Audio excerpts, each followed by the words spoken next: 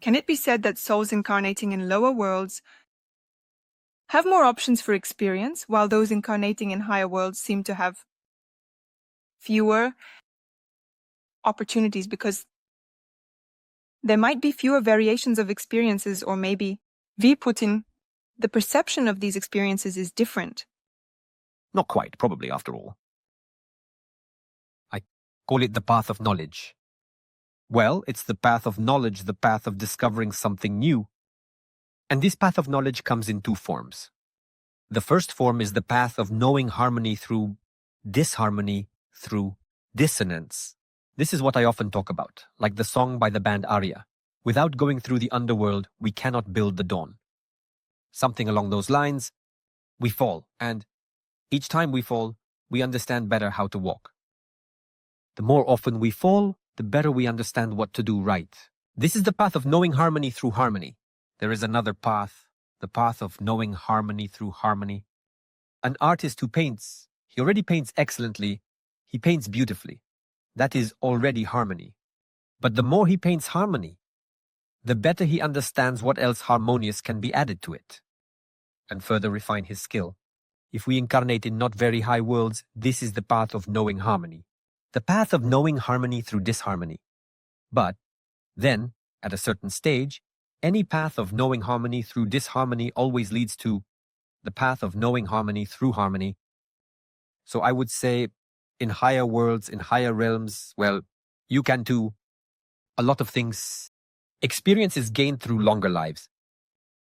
That is, lives there are longer because you, as it were, yes, you, to gather this beautiful grains of experience, you need, on the contrary, to live longer. And to gather as much chaos as possible, you need to live less. Therefore, in more looped worlds, let's call them that, lives are shorter, most often. And in higher worlds, lives are longer.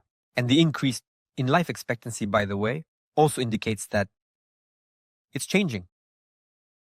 The vibrational layer of planet Earth is changing. So here's the question. Can you enter these other physical worlds in your current physical body? Are there any travelers between worlds and branches of reality? They call themselves travelers between worlds, so they at least exist in their own presentation. I laugh at these travelers because in the Western internet, this is a very common topic. There constantly appears another time traveler who says, or from parallel worlds, who says that we are all going to die. And generally, everything is lost. Of course, then naturally, nothing happens.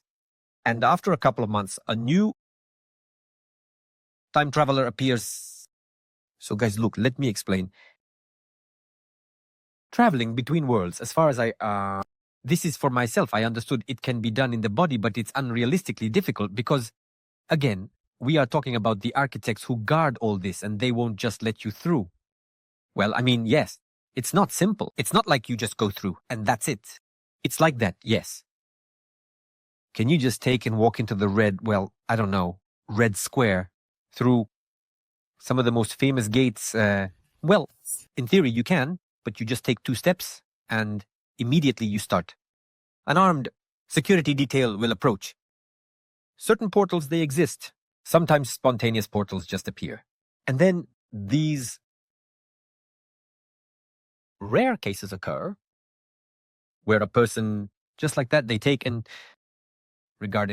pass through a portal and nothing happens to them for it. But it's very rare.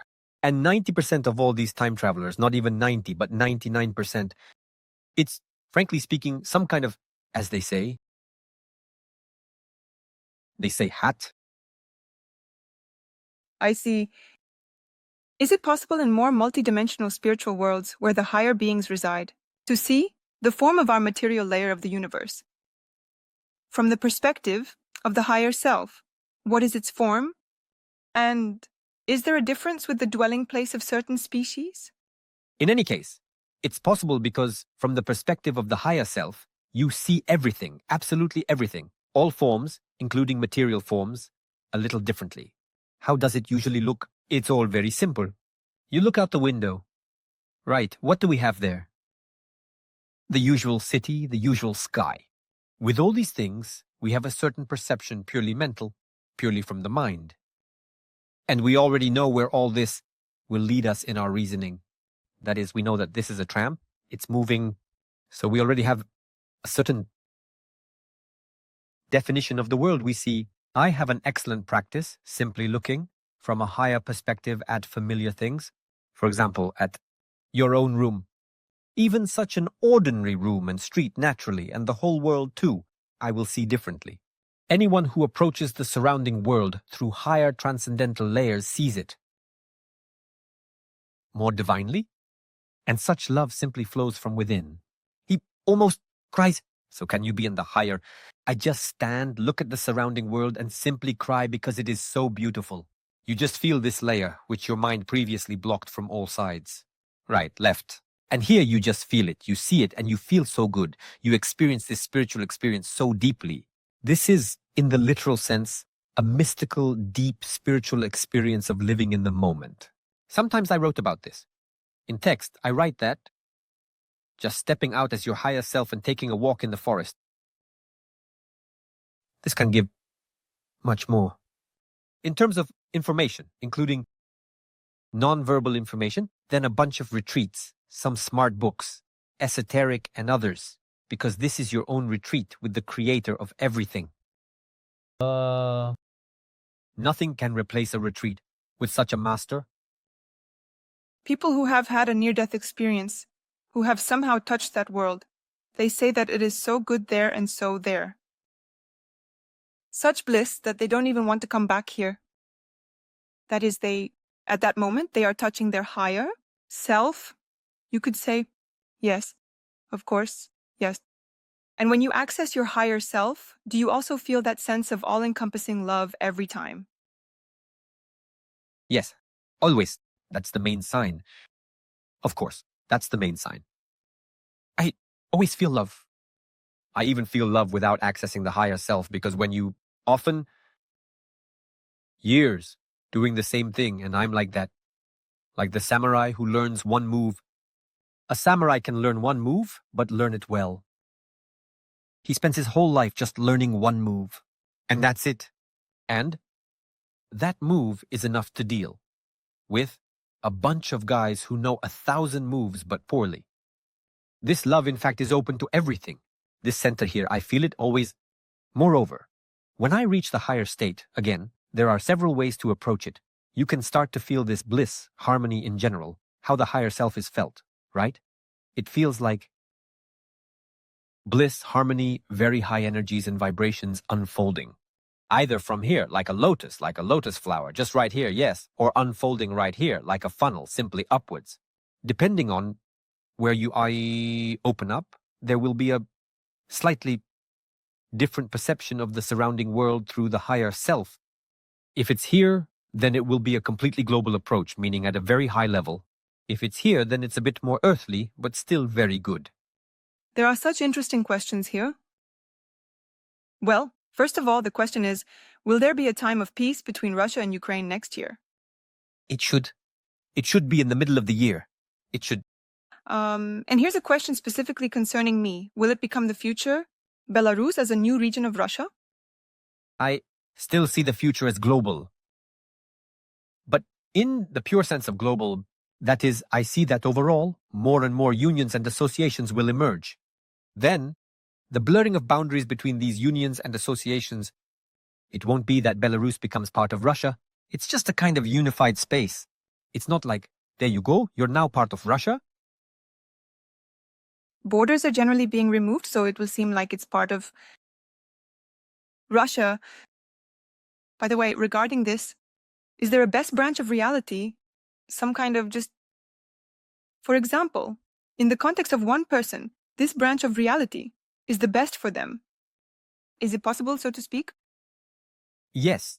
It's possible. I talk and write about this again.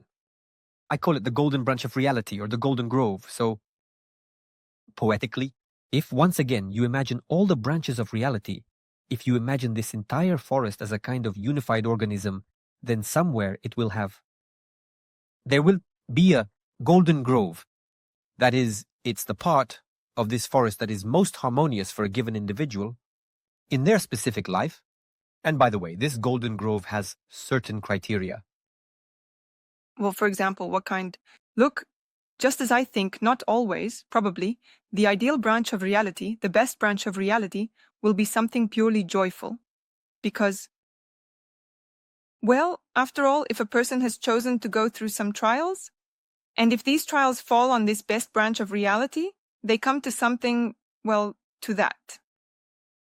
I don't know, to some of their own resolutions. So, well, I don't know how to explain it, but is the best branch of reality always perceived as happiness and joy? That's true. That's true. I think and see it that way too. It's not always happiness and joy, but it's the most harmonious, including the lessons for which a person came here at this specific moment in time, precisely in this particular life. And it has certain criteria, as I was starting to say. That is, it has certain criteria. It's like from the series, The Universe Loves Me.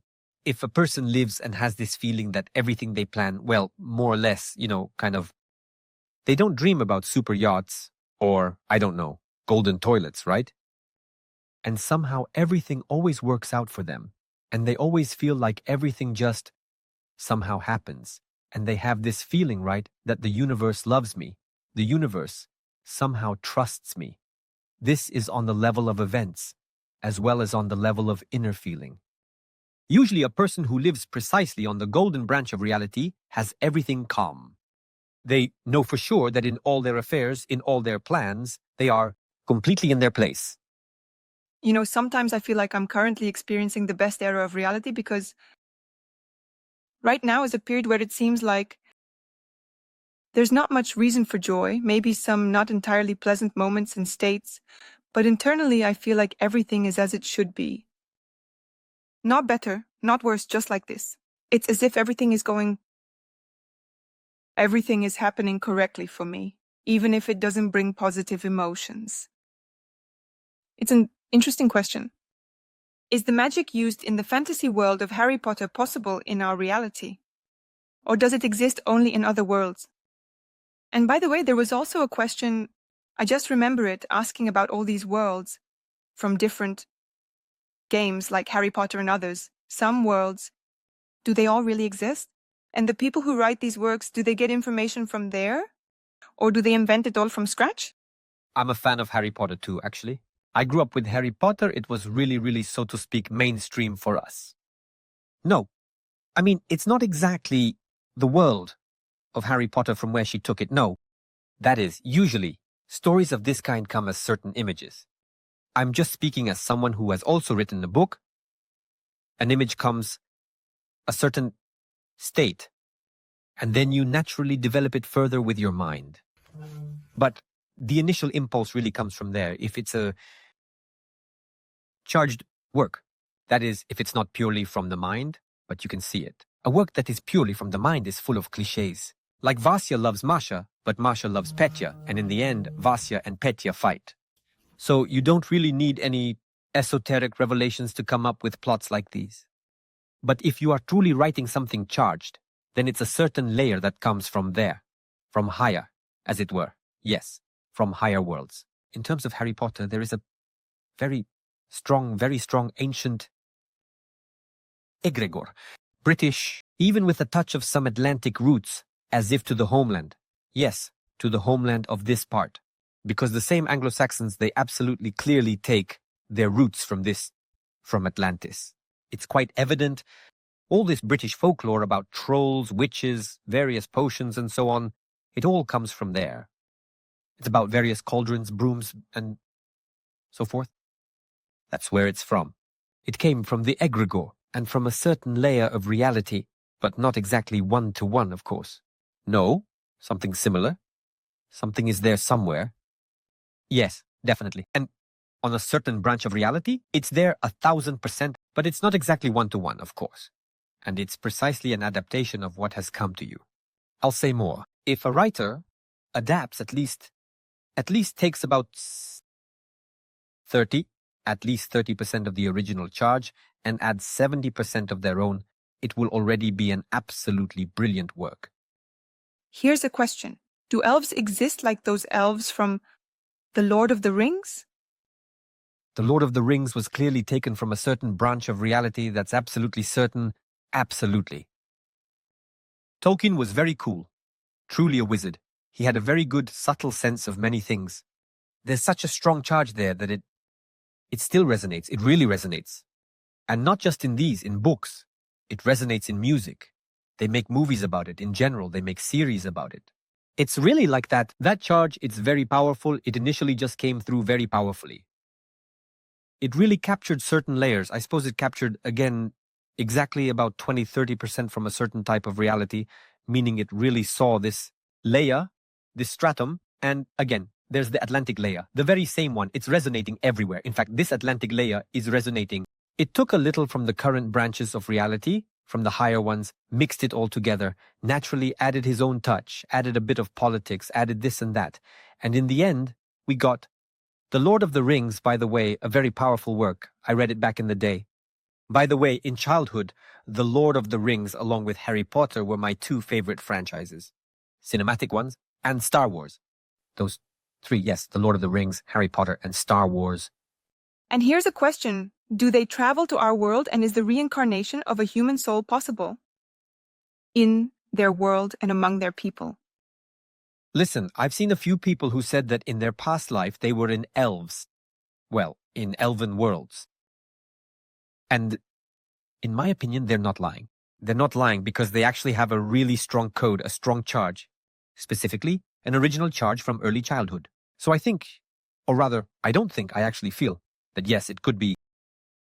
The world of elves is not like we imagine it, well, as it is in popular culture, but in many ways it is similar.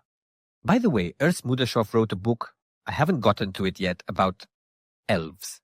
He went to look for elves. He usually traveled to find Atlanteans, but closer to retirement, he started looking for elves. He traveled, yes, searched for elves, and also looked for vampires. And by the way, speaking of vampires, he found them. He found them and even finished writing a book about vampires. And I must say, there is a photograph from this book, a very powerful photograph actually. I will write a separate post about the world of vampires. I really want to do this. It's actually in my immediate plans. And maybe I'll take something else from. I'll explore the topic of elves. But again, just so you understand, I'll explore the topic of elves. To explore the topic of elves, it actually takes ideally a couple of days. A very cool tool. The higher self for those who want to write books. So you go in, get inspired, and start writing, right? Yes, that's true. Well, the well-known story about poetry. I talk about this everywhere. Yes, I never knew how to write poetry in my life. I wrote books more or less well simply because I've been writing since early adolescence. But poetry, no. Usually how, right? Launching desires through the higher self. You go to the higher self. See if there's approval on this topic. If there is approval, and there is a clear understanding that this is really lacking, you simply send this question with intention, and that's it. And then magic happened. I didn't write anything. I mean, at most, I could rhyme love and carrot. After that, about 6 or 7 days later, yes, how did I started writing? I heard your poems, really just, honestly, as if Pushkin wrote them. And this foundation, it came purely from the base, from the informational base, with yats, moreover. I mean, when I was writing, I knew exactly that this needed to be written with yats. That is, with endings, with those e's that change, yes, with an additional dash. There was one girl, she actually promised me, or rather, she gave me permission to tell this story. Perhaps it will be interesting to the guys too. Having listened to the topic of launching desires in terms of poetry, all her life, her entire life, she is a very empathetic person, and she constantly absorbs other people's energy. And she kind of gets infected by this energy. She got so tired of absorbing other people's energy, including when we look through a lot of things, like photographs. She also came to me for an additional course on the soul number, the spark, and blocks, and we go through a ton of photographs there. A ton. And she absorbed all this energy, and eventually she went to her higher self, and, so to speak, she made a request to herself to somehow resolve this issue, and it was as if it was lifted from her. She says, I've never seen anything like this in my life. I've suffered all my life because I get very infected by other people's energy. I both feel it and get infected by it. When I came to do this, and she was given protection. The higher self gave her protection just by request. It's like, the higher self is like a fairy godmother that grants you your wishes. So you come and say, please, I want this. And she's like, here you go, granted. Why is this so? Is it perceived? I'm sure there's a more complex process involved. Again, the higher self, I am not a fairy godmother, because a fairy godmother is someone different from us. The higher self is us. When we truly delve deeply into the higher self, it is the phenomenon of enlightenment. That is, we enter and become the higher self. In the literal sense, the consciousness of the higher self is activated, in which we begin to perceive ourselves differently. And if you clearly understand that this is truly what you need, in her case, she suffered her whole life from this. Empathetic, contagion, which she really needed. She was already right there. She had no restrictions. Apparently, she had already gone through all her lessons. By this stage in time, everything related to this topic, she had already taken everything she needed. And having understood there, felt there, yes, that she no longer needed it. You just do, it's not exactly a request, a desire. You just, being in this state, you understand that you need it. And the next step, you understand that since you need it, you will have it. Let's move on to the questions. Samurai writes, I think that the closer to the Creator there is no karma. This is because near the Creator the souls are the purest, who have already worked through their karma and have already been cleansed. That's why they have approached the Creator. You see, when we talk about being closer to something or further from something, we are again adding an element of linearity. That is, we have a step-by-step development from point A to point B. And so we go, getting closer to the Creator, and there, as it were, formally, there is no karma. Yes, from the position of linearity, yes, I won't argue. But the problem is that at that level where there is no karma, I have an absolutely fantastic text on this topic. It has gathered an unreal number of reads and views and everything. When you are at this level, it came to me, this level of no karma, we don't have it. It came in the approach to the higher self. Suddenly, in a very deep approach to the higher self, I can say that there is no linearity there either. At this level, everything happens in the literal sense of the word simultaneously. It is so unreal to describe in words. When I was writing this text, I understood that it was in the series of I felt. And there, it's more of a certain charge rather than actual information. I believe that the part of the soul that is close to the Creator is truly pure. It is indeed very wise, very experienced, but at the same time, this same soul is still living countless other lives, including in parallel worlds. And it's all one. And it's all one. One is all, and on some level even. And even there is no all and one, because when you say that all is one and one is all, it is still a kind of division into all and one. And at some stage, there is no division, and at some stage, there is no stage. Can it be said that the more the soul is able to perceive this non-linearity, the closer it is to the Creator? That is, the ability and possibility, as if the breadth of this consciousness somehow so great that you can say you are closer to the Creator? I would say that the more the soul can perceive non-linearity, the more specifically this spark of the higher has passed, in general, probably a greater path than if it had gathered more experience. That is, roughly speaking, a higher age of the spirit in the illusion of space and time than one that is still, it's complicated, but it's a very, very primitive overall A worldview that, once again, leads us into linearity from multiversality. The more we discuss this, the more it seems like we're moving away from this creator, because we're discussing such things we discuss linearly. We discuss with a linear mind, which is a product of the linear world we have. That is, we cannot.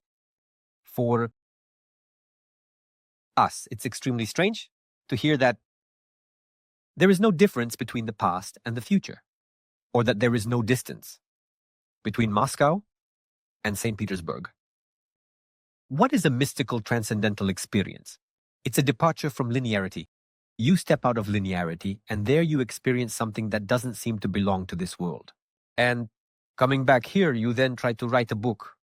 Many scientists, philosophers, and esotericists of the Middle Ages, after experiencing several transcendental experiences, wrote such books. Therefore, I think we will not follow this path. Many have already gone before us. In this regard, I'm not a theorist, I'm a practitioner. I'm kind of saying, guys, experience, observe, feel, analyze, then somehow retell it, but on your own without relying on any books. Elena writes, "Thank you, it was interesting, but still, be careful with diving. A corpse might appear on the surface. Good luck and best wishes. Is it possible in practice to disidentify with oneself so much that you actually die?" Well, like that you will die. No. Absolutely not, because again, what is the path of disidentification? What is the path of liberation from the illusion of the mind? It is essentially the path of returning to your own childhood. Almost all the guys, everyone who touches the higher, their very first phrase is, "Oh my God, I have returned home." They start recounting the smells and some phrases, the tastes they had in childhood. Like when they went somewhere at 5 to 6, 7 years old to grandma's village in the summer. Fresh milk from the cow, green grass, the river. A person simply returns to their original perception of the world unclouded. Therefore, once again, there will certainly be no corpse there. Even more. Dzogchen in its entirety, Zen Buddhism in its entirety, Advaita Vedanta in its entirety. Those guys who come to me from there, they are my main target audience. I don't even tell them about the higher self. They just read 2 of these 2 paragraphs of any text and say, "I'm going with you. I'm going with you." That's it. Everything is clear. Everything is immediately clear to us. So we return to ourselves. And, right, after this, real life begins. Dear friends, I invite you all to my course with a personal vision, Return to the True Self. This course has been around for over 12 years. And recently we launched it in English with my complete personal vision in 6 modules, working with blocks, working with egregores, working with the ego, contacting the higher self. Answers to simple questions, answers to more complex questions, and then there's what we call the Great Journey. It's contact with space, contact with the planet, contact with God, contact with anything at your request through the higher self. Health, finances, relationships, purpose, past life. The course is available at any time. You can sign up for it using the link below this video.